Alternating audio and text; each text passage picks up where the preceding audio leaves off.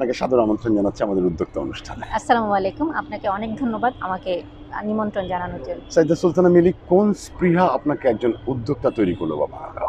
ছোটবেলা থেকেই টুকটাক ছবি আঁকা বা ড্রয়িংয়ের প্রতি আগ্রহ ছিল। যখন সংসারে জড়িয়ে গেলাম তখন মনে হলো আসলে সংসারকে সাপোর্ট দিয়ে যদি কিছু করতে যাই তাহলে একদম ব্যতিক্রম কিছু একটা করি, যেটা হচ্ছে আমার পরিবারকেও সাপোর্ট দেওয়া হবে, বাহিরে যাওয়া হবে না এবং আমার নিজের একটা আইডেন্টিটি হবে। নিজের সেই উদ্দেশ্যেই হচ্ছে কাজ করা। তখন মনে হলো ব্যতিক্রমী কি করা যায়, কারণ আমরা আসলে উদ্যোক্তা হিসেবে বা কাজ করা হিসেবে বুটিকটাকে খুব জনপ্রিয় একটা বিষয়। তখন আমার মনে হলো এটার থেকে একটু আলাদা কিছু করি, যেহেতু ডিফারেন্ট, যেটা সবার একবারেই চোখে লাগবে। তখন কিন্তু আমার পেজ ছিল না। যখন আমি কাজের জন্য করি তখন আমার কাছে মনে হয় যেহেতু আমি ছবি আঁকতে পারি বা আঁকাকে ন্যূনতম একটু আইডিয়া আছে, তাহলে আমি ওই মাধ্যমে কিছু করি। হঠাৎ মনে হলো যে টিপের উপরে কিছু করি, টিপকে কেন ক্যানভাস করা যায় না। আপনি মাত্র 600 টাকা নিয়ে শুরু করে আপনি আজকে এত বড় একটা ইন্ডাস্ট্রিতে পরিণত করেছেন এটা, এবং একজন নারী উদ্যোক্তা হিসেবে তো এটা অবশ্যই এটাকে প্রমাণ আপনি করেছেন। এটা কি করে সম্ভব করলেন মাত্র 600 টাকা নিয়ে শুরু করে? 600 টাকাটা হচ্ছে শখের ব্যাপারটা এরকম যে সংসারের টুকটাক টাকা আমার কাছে আছে, পকেটে আছে, কাজটা শুরু করবো, আচ্ছা ঠিক আছে করি। কারণ টিপের মূল্যমান মানে পাইকারি বা বেস্টার যে মূল্যমান তো কিন্তু খুব কম, সেই হিসেবে কিন্তু 600 টাকা অনেক টাকা। তো অনেক টাকা মানে হচ্ছে অনেক পরিমাণ। তো সেখান থেকে ওই 600 টাকার মধ্যে ছিল রং তুলি থেকে শুরু করে সব কিছু, সেটা দিয়ে শুরু করি। কিন্তু ওই কাজের মানটা এখন করতে করতে ওটা এখন প্রায় 15 লাখ টাকার ইনভেস্ট। অনেকজন আপনাকে উৎসাহ দিয়েছেন, অনেকে আপনাকে অনুপ্রেরণা দিয়েছেন। রেসপন্সটা কেমন আসছে মার্কেট থেকে আপনার পণ্যটা নিয়ে? অসম্ভব ভালো।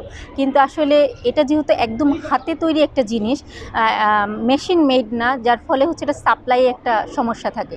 আমি হয়তো বা আপনি আমাকে মার্কেটের কথা বাদ দিই, আপনি ব্যক্তি পর্যায়ে আমাকে যদি বলেন যে আজকে আপনার পরিবারের কোনো একটা প্রোগ্রাম আছে, আপনি আমাকে আজ না 2 দিন সময় দিলেন, আমাকে 2000 পিস টিপ করে দেন, এটা কিন্তু করা সম্ভব না।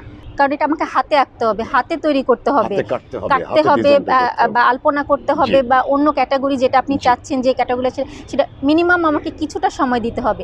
এই কাজটার জন্য আসলে একটু পিছিয়ে পড়া লাগে। এটা ইন্ডাস্ট্রির মতো যদি আসলে অনেক লোকবল থাকতো তাহলে হয়তো বা কাজটা করা অনেক সুবিধা ছিল। এটা আমি আমার দেশের যারা মানে এখন ব্র্যান্ড বা ফ্যাশন হাউস যেগুলো, আমি সেই মার্কেটটা একাই ধরে রাখতে পারতাম। ছোট একটা উদ্যোগ হোক কিংবা বড় একটা ইন্ডাস্ট্রি হোক, এটা কিন্তু অনেক কর্মী নির্ভর থাকে।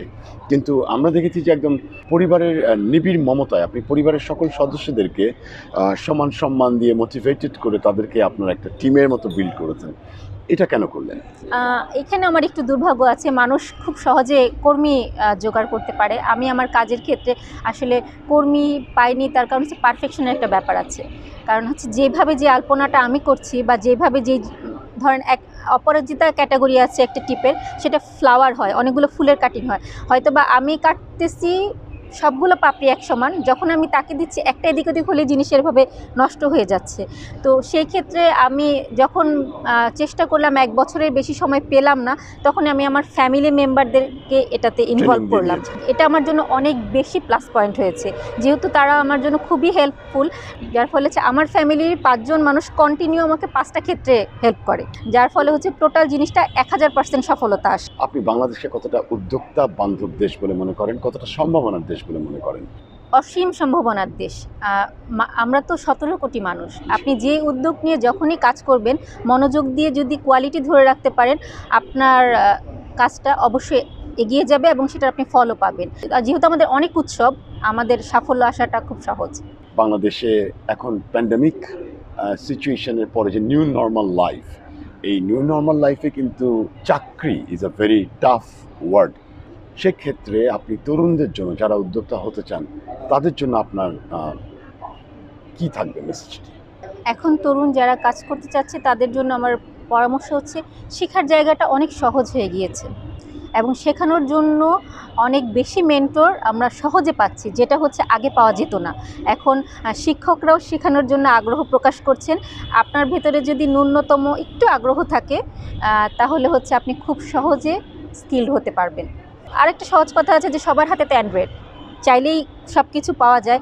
আমরা যদি বিনোদনের জন্য ব্যবহার না করে একটু যদি এদিক ওদিক সার্চ করে আমার যে পয়েন্টটা দরকার সেটাকে লার্নিংটাকে আর্নিংয়ে তৈরি করি তাহলেই হচ্ছে ঘরে বসেই করা সম্ভব। তার জন্য আসলে চাকরি খুব বেশি খোঁজা লাগবে না। বাংলাদেশে প্রায় ৭৮ লক্ষ সিএমএসএমই উদ্যোক্তা। এই যে কটেজ, মাইক্রো, ক্ষুদ্র এবং মাঝারি উদ্যোক্তাদের যে একটা বিশাল অংশ, আপনি উদ্যোক্তাদের জন্য কতটা উদ্যোক্তা বান্ধব দেশ বলে বাংলাদেশকে মনে করেন? সম্ভাবনার দিক থেকে বাংলাদেশ মানে খুব এগিয়ে আছে, কারণ